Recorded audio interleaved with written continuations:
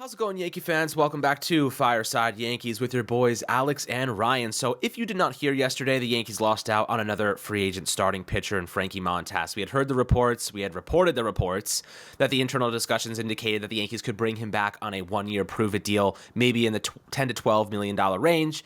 The Cincinnati Reds said, you know what, we're going to throw a little bit more money at him. And the Yankees were like, no thanks. 1.1 innings last year, shoulder surgery, $16 million for 1 year. I think we'll pass. Obviously, Yankees decide that they don't want to go on that route, and it opens up a little bit more question marks. And, we thought Montas would be a good guy to bring back, compete, maybe be a back end of the rotation arm.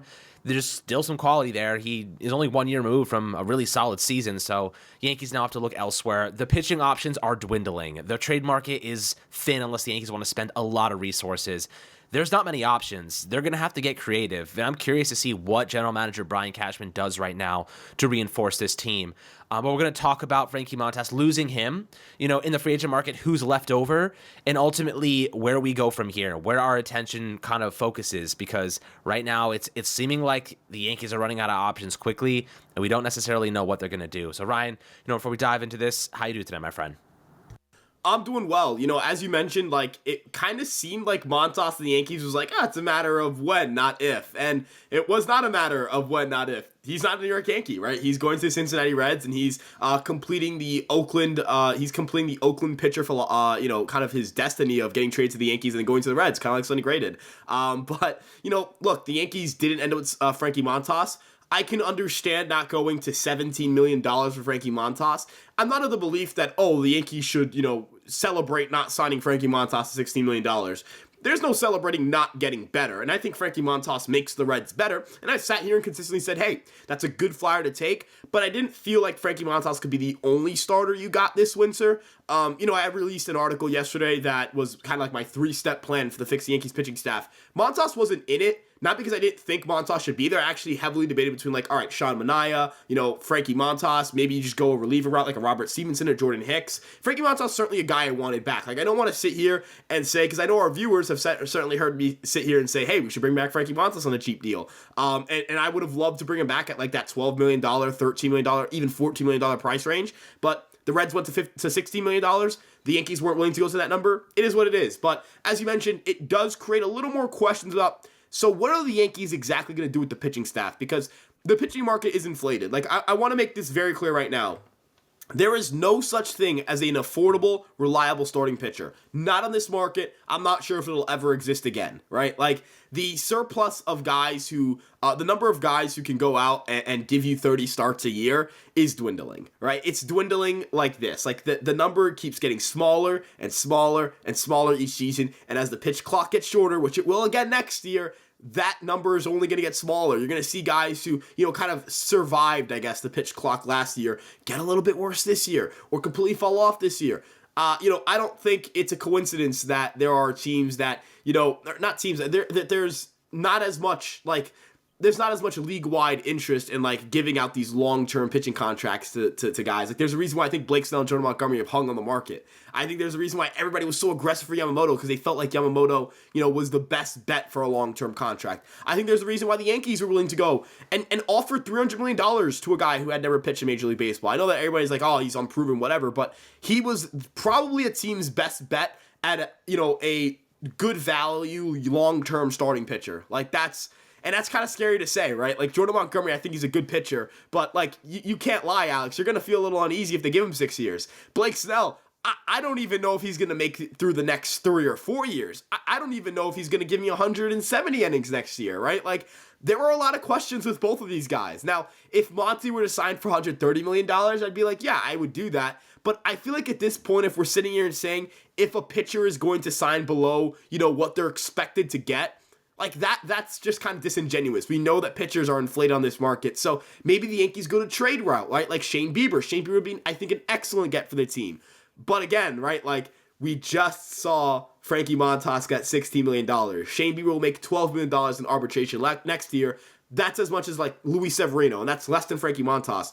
You don't think Cleveland's saying, hey, This is a guy who's going to cost you virtually nothing money-wise. We want something significant in return. Or the Chris Sale deal, right? Like, obviously, and I didn't know we had another small market team in the AL East, Alex. I was unaware. But, the Boston Red Sox traded Chris Sale and $17 million of that contract. And the Braves gave up Vaughn Grisham. Now, I'm not saying Vaughn Grisham is a world beater or whatever, but he did have some major league success. You're not parting ways with, Estevan Florial's no longer here, but it wasn't going to be an Estevan Florial-centered package for Shane Bieber. We're probably looking like Everson Pereira and an arm, right? Like, I think that's a more realistic package. And even then, it depends on if Cleveland likes Pereira or not. If they say, we don't think the hit tool is fixable, we don't like him, then I honestly don't even know how the Yankees and Guardians will match up, because the Yankees don't have a lot of major league position players. The Guardians need major league position players. The Guardians have a surplus of pitching. The Yankees have a surplus of pitching. It's not like they match up well the way the Padres and the Yankees did. Now, maybe a guy like Dylan Cease would be of interest, but that's a guy who got worse and lost a tick on his fastball with the implementation of the pitch clock. I'm not too sure about him either. And then obviously, the creme de la creme, the best pitcher on the market, the guy that everybody would want in the New York Yankees, Corbin Burnes. He's not happening. I'm just going to be honest. There's no shot the Yankees trade Roderick Arias plus for 1 year of Corbin Burnes, a Scott Boras client nonetheless, a guy who's not going to extend, a guy who's going to sign for $300 million next year, a guy who's probably not, if you sign him, it definitely eats into your Soto money. Alex, it's definitely kind of confusing for what the Yankees are going to do this winter. Yeah, look, we saw them go up to $300 million for Yamamoto, and for what it's worth, Yamamoto's obviously a lot less proven than Corbin Burnes in Major League Baseball. So I have to ask myself, and you said they're going to eat into the money that they would be spending on Juan Soto.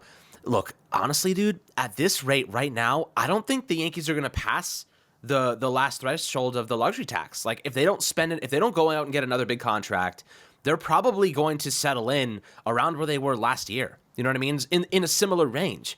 So they're not really spending much more. They have not been aside from getting Verdugo's not making much, and then Juan Soto, they haven't spent anything in free agency, right? So they consumed some contracts and bigger salaries, but obviously they offloaded $20 million from Josh Donaldson, and they offloaded a combined $12 million from Luis Severino, and maybe a couple more million from Montas and Herman and Severino.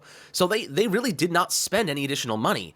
They just replaced all of those guys with, Juan Soto and Verdugo's contract. So in my opinion, if they don't spend big this offseason, they have to go out next year, extend Soto, and get Corbin Burnes. And then you have, you can still exercise the primes of Aaron Judge and still exercise the prime of Garrett Cole and have those core pieces, and they'll carry you to a deep playoff run. So if the Yankees don't want to spend big this year and they want to wait, they get Juan Soto, they have him adjusted, he gets used to Yankee Stadium, he knows what it's like to be in New York, and then you go get Corbin Burnes for the same amount you were going to pay for Yamamoto, and you save a little money this year, and you already are increasing the prices, and you're making more money.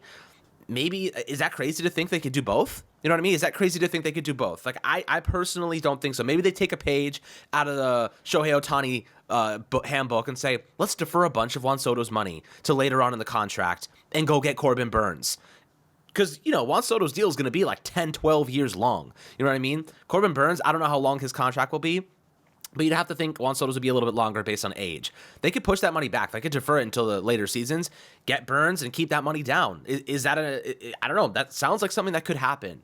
But if they go out and spend $160 million, $150 million on Montgomery or Snell right now, that's off the table. You know what I mean? Now you're talking about you can't do both. So I'll ask you this right now. Would you rather take a swing on Snell and Montgomery right now, or take a much more cost-efficient approach, defer a little bit of money on Juan Soto's deal, and get Corbin Burnes? Get both. Because the Yankees have the money. They can do it. They just watch the Dodgers spit in their face. You know what I mean? They have to answer. That's a freaking answer. That's a response. Convince Juan Soto to defer some of that money, give him a huge signing bonus. There's no posting fee, by the way, because, they had to give Yamamoto a huge posting fee, so they get to keep that money, too. That's $40 million the Dodgers had to spend. Of course, that's, not Ohtani and the deferred money, but the Yankees end up winning this entire situation if they get Burnes next year. What do you think about that? How realistic do you think it is that we could end up seeing an extension for Soto and go and get Burnes? Well, I think that the big issue here is, can any player really say they have the off-field branding that Shohei Ohtani does, right? Is Juan Soto going to make the money off-field just with branding and marketing and sponsorships that Shohei Ohtani will? I'd say no. And Scott Boras, not that he's not a deferrals guy, but I think a big part of why I didn't love the Nationals extension wasn't just the fact that, look, $440 million when you have like 2.5 years still of arbitration money it's not cutting it, right? Like you're Juan Soto. It's got to be a $500 million extension offer if you're going to sign that. But also the deferred money. It means that you're not getting a lot of money up front. And from Soto's perspective, you could probably get a non-deferred deal from somebody else, right? And still make, an unbelievable amount of money in his post-playing career. And then another factor of this, and kind of the over-looming thing here is, how willing are the Yankees to part ways with what it'll take for Corbin Burnes this winter, knowing that the Brewers don't feel necessarily like they have to trade Burnes? The Padres had to trade Juan Soto. There's kind of a little bit of a difference here. The Soto trade was a matter of the Padres couldn't feasibly keep Juan Soto and go out and get pitching. And then from the Brewers' perspective, they can hang on for a little bit to Corbin Burnes, and they seem pretty inclined to do so. They seem pretty interested in keeping Corbin Burnes and maybe waiting to the deadline, seeing if they can compete, seeing if they can get one more contention year out of these guys. And if they do, then obviously, you somehow win a World Series, right? Like that changes everything. Now you're, when they leave in free agency, your fans don't really care as much. So that's probably the Brewers' perspective. Maybe this is something we revisit at the deadline. That's not saying the Yankees shouldn't have the conversation.